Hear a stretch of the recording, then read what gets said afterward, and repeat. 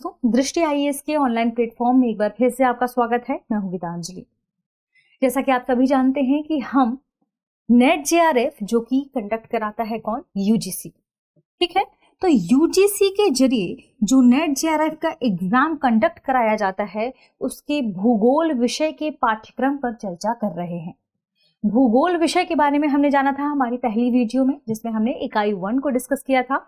उस वीडियो में हमने इसके बारे में चर्चा की थी कि आखिर भूगोल विषय का एग्जाम या जो प्रश्न पत्र होता है उसमें कि कैसे किस तरीके से मेरिट बेस पे सिलेक्शन होता है, किससे यहाँ पर नेट जेआरएफ के लिए क्वालिफाई किया जाता है, इसके बारे में हमने पहली वीडियो में चर्चा की थी।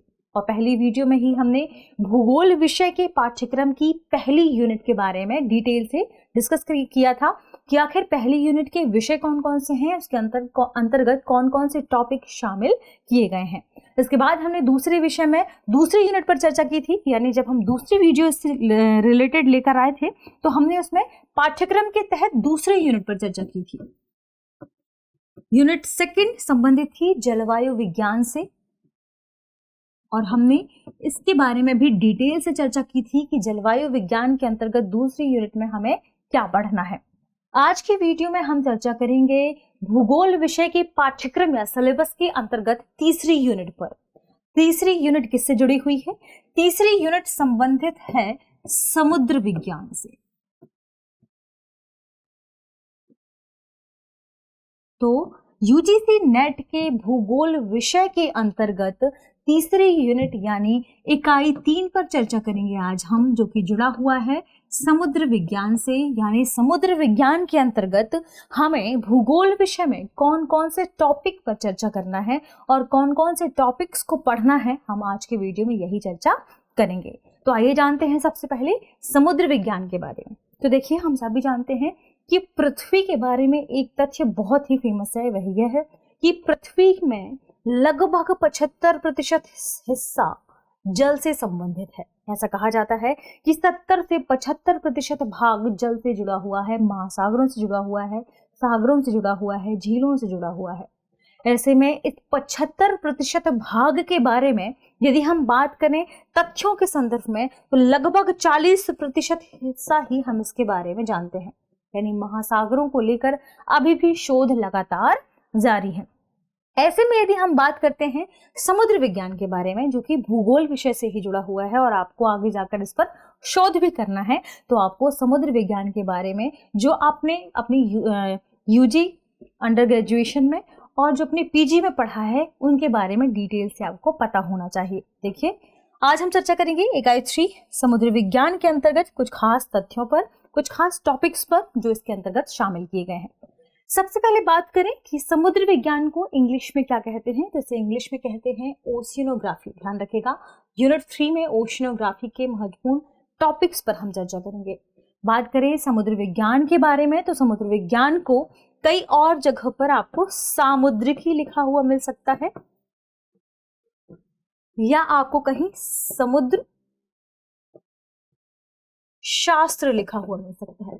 ठीक है, ये सभी क्या है? ओशियनोग्राफी ही है। ओशियन का मतलब आप सभी जानते हैं, ओशियन का मतलब तो आप जानते ही होंगे, महासागरों के बारे में। और बात करें ग्राफी के बारे में, तो यह अध्ययन से संबंधित है, यानी महासागरों के अध्ययन को ही क्या कहा जाता है, या इनके क्रमबद्ध अध्ययन को ही कहा जाता है समुद्र विज्ञान या ओशियनोग्राफी। आइए देखते हैं कि ओशियनोग्राफी के अंतर्गत कौन कौन से महत्वपूर्ण टॉपिक है जिन्हें हमें डिटेल से पढ़ना है। सबसे पहला टॉपिक है महासागरीय उच्चावच। महासागरीय उच्चावच को इंग्लिश में क्या कहते हैं? ध्यान रखिएगा, रिलीफ ऑफ ओशंस। अब महासागरीय उच्चावच क्या है? तो देखिए, हमने हमारी पहली यूनिट में चर्चा की थी लैंडफॉर्म्स के बारे में। भू आकृति विज्ञान में हमने चर्चा किया था कि पृथ्वी की ऊपरी परत पर कुछ लैंडफॉर्म्स बनते हैं, वहां पर भी हमने उच्चावचों के बारे में चर्चा की थी। ठीक वैसे ही उच्चावच बनते हैं कहां पर?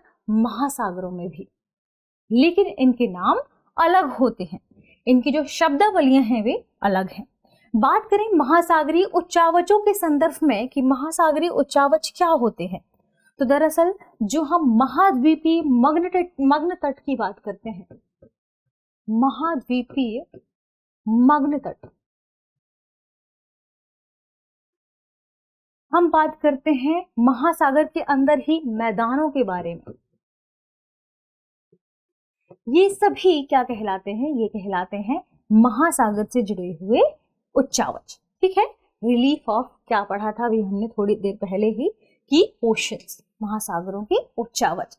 और इसी के अंतर्गत ही हम ये उच्चावच कैसे बनते हैं, वे अंतर्जात बल कौन से हैं जिनकी वजह से महासागर में उच्चावच बनते हैं, वे बहिर्जनित बल या बहिर्जात बल कौन से हैं जिनकी वजह से महासागर में उच्चावच बनते हैं, इनके बारे में भी हम डिटेल से चर्चा करेंगे। इसके अलावा दूसरा टॉपिक ध्यान रखिएगा, इसमें है संरचना। अब इन उच्चावचों की संरचना के बारे में भी चर्चा करेंगे कि जो महासागरीय उच्चावच हैं या महासागर से जुड़ी हुई जो भी शब्दावलियां हैं, इनसे पहले या इनकी संरचना कैसे हुई है। लेकिन यहां पर संरचना के लिए एक शब्द इस्तेमाल किया गया है इंग्लिश में, ध्यान रखिएगा, कंपोजिशन।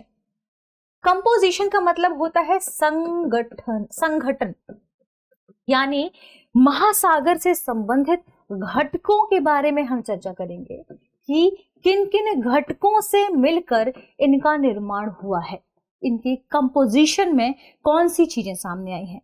कंपोजिशन में सबसे महत्वपूर्ण तथ्यों में से ध्यान रखिएगा, तापमान है, घनत्व है और लवणता है। यानी महासागर में तापमान का, घनत्व का और लवणता का बहुत ही महत्वपूर्ण रोल है।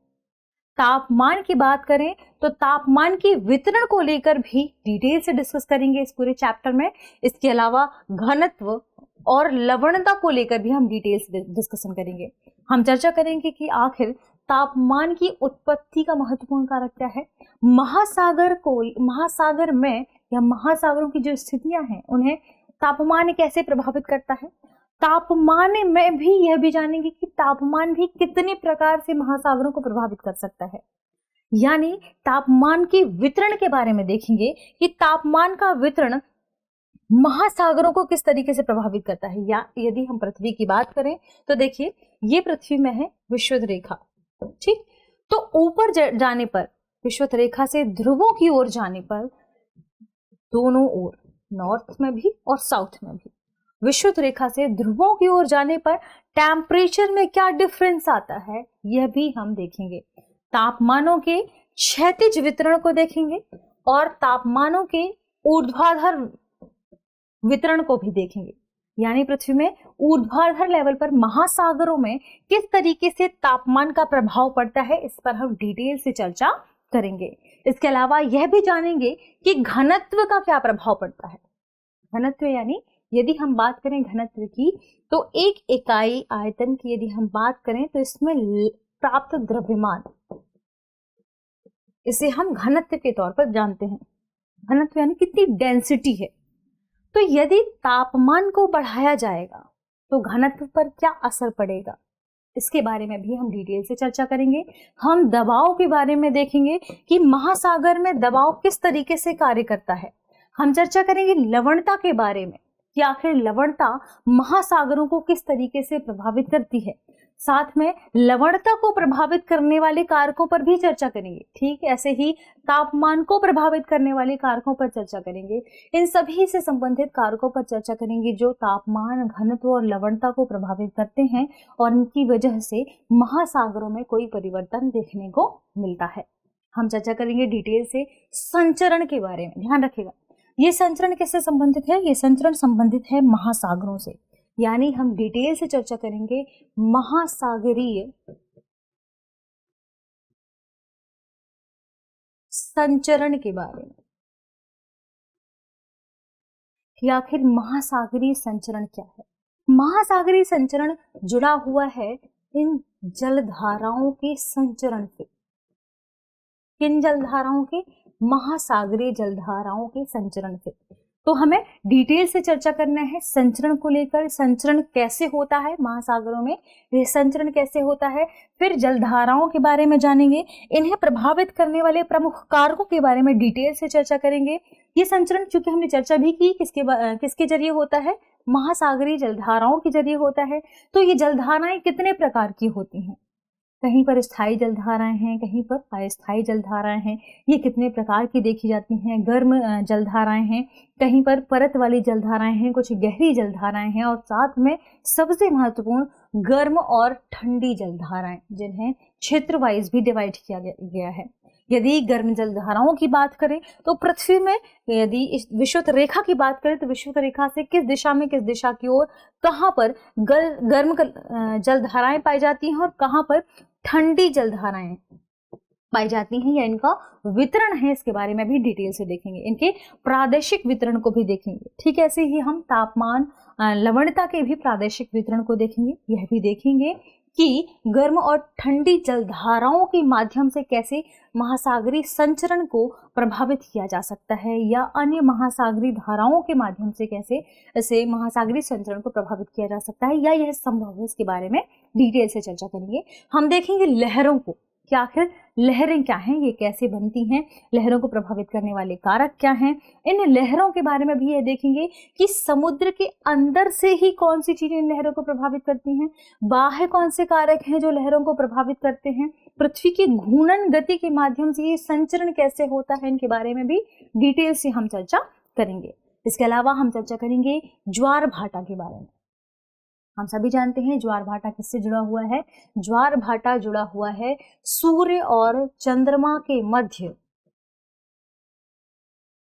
लगने वाले गुरुत्वाकर्षण बल के माध्यम से जो लहरों में या समुद्र के जल में उतार चढ़ाव देखने को मिलते हैं, उसी उतार चढ़ाव को हम कहते हैं ज्वार और भाटा। तो आखिर यह कैसे संभव है, सूर्य और चंद्रमा का जो बल है, गुरुत्वाकर्षण बल है, वह कैसे प्रभावित करता है समुद्र के जलों को, इसके बारे में भी हम डिटेल से चर्चा करेंगे। ज्वार भाटा की उत्पत्ति के कारण जानेंगे, इसके प्रभाव के बारे में जानेंगे। हम इसके अलावा चर्चा करेंगे समुद्र स्तरीय परिवर्तन को, यानी समुद्र का जो लेवल है जो लगातार बढ़ता जा रहा है। हमने चर्चा भी की वैश्विक जो जलवायु है उसमें भी लगातार तापमान में वृद्धि हो रही है, यानी ग्लोबल वार्मिंग की जो समस्या देखने को मिल रही है। इस ग्लोबल वार्मिंग की वजह से भी समुद्र का लेवल बढ़ रहा है। इसके अलावा जो वर्ल्ड लेवल पर कूलिंग या कहें वैश्विक लेवल पर शीतलन चल रही है, शीतलन की बात है, आखिर यह कैसे इसे प्रभावित करेगा, जलधाराओं के या समुद्र जल के स्तर को यह कैसे प्रभावित करेगा, इसके बारे में भी हम डिटेल से चर्चा करेंगे। यह या ग्लोबल वार्मिंग के बारे में चर्चा करेंगे, जलवायु परिवर्तन के बारे में चर्चा करेंगे और जानेंगे कि ये कैसे मिलकर समुद्र स्तर में परिवर्तन के लिए उत्तरदायी है। क्योंकि वर्ष 1880 के बाद यदि देखा जाए तो वर्ष 1880 के बाद लगातार समुद्र के लेवल में, समुद्र के स्तर में बढ़ोतरी हो रही है और ऐसा देखा जा रहा है कि लगभग 2.5 दशक में, जो बीते 2.5 दशक हैं, उसमें यह वृद्धि 1/3 देखने को मिली है। तो इसके क्या कारण है जिसकी वजह से समुद्र के स्तर में लगातार परिवर्तन हो रहा है और ये कैसे संकट को पैदा कर रहे हैं, कैसे संकट, सुनामी जैसे संकट, चक्रवात जैसे संकट। तो हम यह भी चर्चा करेंगे कि आखिर सुनामी क्या है, सुनामी कैसे उत्पन्न होती है। तो जो भूकंप और ज्वालामुखी वाली घटनाएं घटित होती हैं उनकी वजह से तरंगें उत्पन्न होती हैं और उन तरंगों के माध्यम से ही जो महासागरीय जल है उसमें किसी भी प्रकार की या कहें एक प्रकार की हलचल होती है, उसके बाद सुनामी का जन्म होता है। तो हम इसके बारे में भी डिटेल से चर्चा करेंगे कि आखिर सुनामी क्या है, इसका जन्म, इससे प्रभावित करने वाले कारक, इसके प्रभाव को भी देखेंगे। इसके अलावा जानेंगे चक्रवात के बारे में कि आखिर साइक्लोन क्या होते हैं। हमने हमारे पिछले वीडियो में भी साइक्लोन के बारे में चर्चा की थी कि एक दाव वाला क्षेत्र होता है जिसमें हम बात करें यदि वायुदाब की, तो चक्रवात के केंद्र में वायुदाब यानी लो प्रेशर बनता है और बात करें उसके आसपास केंद्र से जैसे ही दूरी बढ़ती जाती है तो इसके आसपास हाई प्रेशर क्रिएट हो जाता है, इस वजह से चक्रवात का निर्माण होता है। फिर हम चक्रवात और प्रतिचक्रवात जैसी दशाओं के बारे में हमने पिछले यूनिट में चर्चा की है। इस यूनिट में हम डिटेल से चक्रवात पर चर्चा करेंगे और मुख्यतः बिंदु जो होगा हमारे फोकस वाला वह यह होगा कि संकट कैसे है, यानी सुनामी और चक्रवात संकट के कारण क्यों है, तब हम डिटेल से चर्चा करेंगे। तो यह रही हमारी यूनिट 3। हम चर्चा करेंगे हमारे अगले एपिसोड में यूनिट 4 के बारे में या चौथी इकाई के बारे में, जो कि भूगोल विषय से संबंधित होगा। तो आज के वीडियो में इतना ही, मिलते हैं हमारी अगली वीडियो में, तब तक के लिए शुक्रिया।